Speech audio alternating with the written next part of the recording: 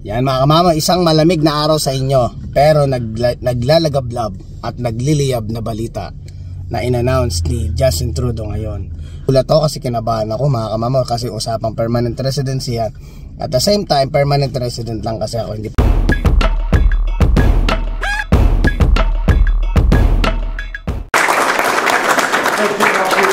Thank you for your hard work as our Parliamentary Secretary on immigration. Bonjour tout le monde. Good morning, everyone. In a moment, Minister Miller will be detailing our immigration plan. Before he does, I want to say a few things. Canadians are justifiably proud of our immigration system. It has made our economy the envy of the world. It's how we've built strong, diverse communities. It's how we've demonstrated that differences can and must be a source of strength, not a source of weakness for communities and society. Immigration is vital to our future. And as a federal government, we have to make sure that that pride, that faith in immigration is not undermined. We've been through a hard time these past few years. COVID stopped everything. When we started to emerge from it, workers were in short supply. Things we needed weren't going to market, and prices started going up. So we acted. We made sure that our businesses had workers. Our economy got moving again. We actually experienced the fastest jobs recovery after the pandemic in the G7. Now, it is time to make the adjustments to stabilize the immigration system that we need and get it working right for Canadians, for right now. Today we're announcing that we will reduce the number of immigrants we bring in over the next 3 years, which will result in a pause in the population growth over the next 2 years. Aujourd'hui, on annonce qu'on réduira le nombre d'immigrants qu'on accueille au cours des 3 prochaines années, ce qui entraînera une pause dans la croissance de la population au cours des 2 prochaines années. This builds on our previously announced measures to cap international student permits and reform the temporary foreign worker program, all of which we are implementing with a single aim: stabilize our population growth to give all levels of government time to catch up. Time to make the necessary investments in healthcare, in housing, in social services to accommodate more people in the future. Yan mga kamama, isang malamig na araw sa inyo, pero naglalagablab at nagliliyab na balita na in-announce ni Justin Trudeau ngayon is like nagbabalak na siya at talaga na kumbaga maghihigpit ng konti para sa ikagaganda ng ekonomiya ng Canada. Actually mga kamama, for the next 3 years maghihigpit na siya sa permanent residency. So kung mga kamama, nagulat ako kasi kinabahan ako mga kamama, kasi usapang permanent residency yan. At the same time, permanent resident lang kasi ako, hindi pa tayo citizen. Akala ko maapektuhan tayo. Siyempre, kaya biglang agad si kamamo, talagang sugod agad at pinakinggan ko agad yung balita. So ngayon, maganda naman pala yung balita na yun, bakit niya paghihigpitan ng mga permanent residency, or which is yung mga immigrant or immigration na darating. So for the next 3 years mga kamamaw, talaga magre-reduce na siya. Magbabawas na sila ngayon dahil ang aim nila is for the next 2 years, kung sakali magre-reduce sila ngayon sa loob ng 3 years, yung for the next 2 years maano nila yung population na darating. Kumbaga makontrol nila, which is yung gusto nila is to have a growth dito sa economy ng Canada, which is malaking bagay yun at malaking factor sa mga tao dito, sa mga citizenship na tao at saka sa mga permanent residency. When it comes lalo lang mga kamama, sabi ko nga sa inyo, yung mga bilihin kasi talaga dito sa Canada, hindi biro na, hindi na katulad ng dati na talagang magkano lang yung yung budget ko dati, ang dami ko na nabibili. Yung sample lang yun mga kamama, ngayon talaga sobra. Talagang sabihin natin mga kamamaw, kahit na magdoble kayod ka mga kamamaw, minsan talaga nabibitin ka na sa mga panggastos, which is para sa akin is papabor yun, dahil ang tinatarget ni Justin Trudeau ngayon is economy growth. Sana talagang kumbaga maging maayos lahat ng plano. At At the same time, huwag kayong malulungkot dun sa mga taong nangangarap pumunta dito sa Canada or yung mga nag-ano. Kung sa akin, ang sipatsya ko talaga mga kamamo is nalulungkot ako para dun sa mga taong na andito na naapektuhan. Iyon talaga yung ramdam ko talaga mga kamamo na nakakalungkot dahil syempre yung pinaghirapan nga naman ng mga Pilipino or kung sino man na ano mang sanlahi ka mang galing. Yan, syempre kung nandito ka na, yun yung talagang nakakapanghinayang mga kamamaw. Talagang kumbaga nakikisimpatya ako sa inyo. Pero ibig sabihin ko, kung hindi natin pag-uusapan yung mga ganun, at ang pag-uusapan natin bilang akong resident, permanent resident dito sa Canada is yung economic growth nga na sinasabi ni Justin Trudeau. Tsaka at the same time dun sa mga estudyante, nagbabawas na rin talaga lahat sila in 3 years talagang mahigpit ang pag-aano ng mga papel. Di katulad dati nga nabanggit nga ni Justin Trudeau nung laging inuulit sa balita na yung pandemic time, talagang doon talaga ng kumbaga yung sistema ng when it comes sa immigration, doon talaga pumasok yung napakaraming immigrant mga kamamo. May mga nakikita pa rin tayo actually sa mga TikTok, isi-share ko lang din. Parang hindi ako 100% sure dun sa numbering na binigay. Parang nakita ko dun sa TikTok is parang bilang ng mga na permanent resident for the past nung pandemic time until now, parang ang pinakamataas na nakita ko mga kamamo is yung mga India. Nasa 10,000, if I'm not mistaken, nasa 10,000 plus yung na permanent residents nung time ng pandemic up to now. Pangalawa yung Philippines, which is nasa 20,000. Isipin nyo yung gap mga kamamaw, 10,000 Indian. I'm not saying about anything about Indian, just telling what I saw on TikTok. So 10,000 people, number 1. Number 2, Philippines, 20,000. Tingnan nyo yung gap mga kamamo, 8,000. Ay, tama, 8,000 ang gap ng number 1 spot sa number 2 spot. Ang number 3 is China. Is like almost 2,000. Parang dikit lang sila ng Philippines. Na-share ko lang yun kasi nakita ko kasi sa TikTok. Syempre usual kasi na mga nakaraang vlog natin mga kamamo is talagang Indian ang pinakamaraming tao na pumapasok dito sa Canada na nagiging mga immigrant or nagiging kumbaga yung talagang kadalasan nagiging permanent resident dito. Marami sila, pero I'm not saying anything about you guys, I'm just telling what I saw. So ayun, talagang marami talaga sila mga kamama, which is kung sa balita, alam nyo na yun. Pero hindi naman yun ang topic natin at ayoko i-topic yun na magsasalita ako against sa ibang lahi na kung ano sila, yun na yun.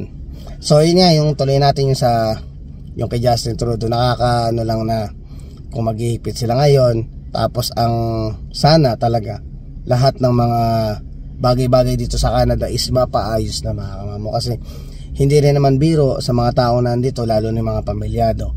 Ako, share ko na lang din ako. Nandito naman din tayo sa usapang parang gastusan or yung bigat ng nararamdaman ng mga tao dito. Kaya dapat talaga, at okay na naririnig mo yung balitang ganun na parang ang target talaga nila is para umangat uli ang Canada. Kasi nga nababalita medyo bababa na yung talagang ang mahal ng mga bilihin talaga. Yun talaga number 1 concern ko. Kasi syempre ako, si Mrs. pahinga diba sa trabaho. So syempre hindi biro mga kamamo kahit magtrabaho ka ng doble kayod, or kahit si Mrs. man siguro ay makabalik ng trabaho, hindi ganun kabilis makaahon. So kailangan talaga magtulungan dito talaga mga kamamo dahil sa mahal ng bilihin. Iyon na lang masasabi ko talaga. Iyon ang nararamdaman ko talaga na napakasakit sa bulsa mga kamamo, ang bilihin dito sa Canada. So yun sana mapaayos yun dahil malaking bagay sa aming mga Pilipino or may mga pamilya dito sa Canada yung mga ganong klaseng balita na sana nga, yun laging dinadasal, sana maging maayos yung yung bagong in-announce ni Justin Trudeau na alam ko naman magaling ang Canada mga kamamo. Masasabi kong Canada isa sa pinaka magaling na bansa when it comes sa mga ganyang klaseng pamamalakad talagang makikita mo naman yung difference yung comparison lang mga kamamo kung paano mabuhay dito tsaka sa Pilipinas. Mas maganda dito mga kamamo sa lahat ng mga benefits lang, hindi lang naman din sa yung inaano ni Trudeau. Benefits yung sa mga bahay, sa mga bahay na kung sobrang daming papasok, paano mo naman papatirahin o saan mo na may papesto yung mga bagong darating kung yung housing project kulang bitin sa mga taong padating. So naayos niya na lahat yan kung paano ayusin yung titirhan ng mga bagong immigrant na darating balang araw, yung trabahong ibibigay o mabibigyan ng trabaho dito sa Canada, yun hinahati nila para at least lahat sila, kumbaga ba sa bisita, lahat kayo ma-accommodate kayo lahat ng maayos, hindi yung parang kung saan lang kayo ibabato. At the same time, yung iba wala pa kayong popwestuhan. So gusto niya mapaayos lahat na kung sakaling babalik after 3 years, bumalik ulit yung sistema, at least meron na kayong titirhan dahil marami ng housing, marami na kayong trabaho ma-applyan. Yung mga tao na andito na dating nahihirapang maghanap ng trabaho is maayos na sila lahat. So wala na magre-reklamo, wala na magko-complain na nahihirapan akong maghanap ng trabaho dahil nga di na sila magpapapasok. Mapopokus yung working place or yung mga a-applyan nyo doon sa mga taong walang trabaho dito ngayon na nagre-reklamo ngayon. Magkakaroon na sila lahat ng trabaho, kaya magbubuo ng mga bagong business, magtatayo ng mga bagong business, mga bagong investor. So ayan, magkakaroon sila ng chance ngayon maghanap ng bagong empleyado, which is papasok ngayon yung mga immigrant para dun sa ma-accommodate sila na lahat tayo masaya, lahat tayo magkakaroon ng magandang bukas, pati yung Canada uunlad lalo. Yun ang magandang target, kaya kailangan mo nang ihinto for the meantime. So yun lang ang masasabi ko ngayon, kaya sabi ko excited ako na sana maging maayos yung gagawin nilang propaganda. At the same time, syempre maghahalalan na rin, 'di ba? Next year, hopefully, ang sa akin naman, ako hindi pa ako permanent, hindi pa ako citizen. Hopefully next year, malay natin kung sakaling pala rin ako. Iniisip ko pa rin until now, iniisip ko pa rin kung sino ba rin yung napupusuan kong iboto, kasi hindi rin biro mga kamamo na mag-decide na biglaan. Kaya sabihin natin isang boto mo is mahalaga, so parang think or vote wisely. So sa nakikita ko, ang talaga kasing nagna-number 1 talaga sa balita ngayon is yung si conservative, nakalimutan ko pangalan nito. Yung sa conservative, basta yun, nakalimutan ko. Sorry medyo naglalagang utak ko. At kay Justin Trudeau ang utak natin yung mga kamamo. Ayun yun yung tumatakbo na sa conservative So yun yung napupusuan na parang yun yung maraming boboto. Pangalawa lang si Justin Trudeau. So ang kaanuhan naman din kasi si Justin Trudeau eksperyensado, yung isa kumbaga ngayon pala natin susubukan. Pero siyempre sabi nga naman, nakasabihan ng mga tao is parang subukan natin, wala namang masama kung susubukan. Pero minsan dumarating nga sa point na sinubukan nga, tapos sablay naman. Ganun talaga, kumbaga may risk yung pag natin na kung di natin makikita. Ganun naman talaga kung di natin makikita, hindi natin malalaman. Pero ang dinadasal na lang, sana mapaayos lahat. The same time, ang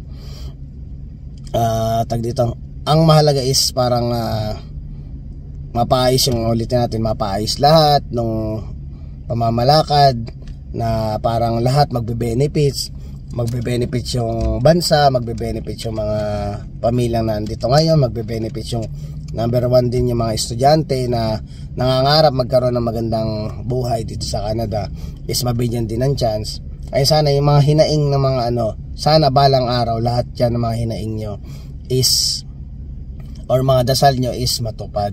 Saka sana siyempre maiwasan na rin yung tinatawag ng mga pasaway. So yun naman talaga, kasi kung walang nagpasaway, baka walang ganito ngayon. Kung walang umabuso sa policy or sa sa mga patakaran ng Canada na parang hindi naman talaga totaling abuso. Kumbaga ba yung tag dito, parang nasa mantala ba? Nasa mantala kasi yung pagkakataon eh. Pero syempre, huwag kayong magre-reklamo kung yung time na yun is maluwag, ngayon ay mahigpit. Talagang panahon lang. Kumbaga ba, yung iba masasabi natin ay nakachamba ba? Nakachamba ng pagkakataon yung mga dating nakapasok dito, which is ngayon naghigpit na, malas or not on timing or not perfect timing yung mga sumunod. Doon kumbaga sila yung tinamaan ng mga taong sinuwerte noon. So ano lang ang buhay, kumbaga bilog ang mundo. Ito yung oras mo ngayon, sa susunod ito yung malas mong pagkakataon, tiyempo lang ngayon mga kamamo. So sana mga kamamo, dasal ko lang na mapaayos ang buhay natin dito sa Canada. Kaya maraming salamat. Maiksi lang tong vlog, i-share ko lang, pero syempre yung share ko to, alam ko importante to, lalong lalo na din sa akin, kaya i-share ko sa inyo. So hanggang dito na lang ang vlog. Please don't forget to like, share, subscribe, and hit the notification bell for more updates of my video. See you mga kamamo.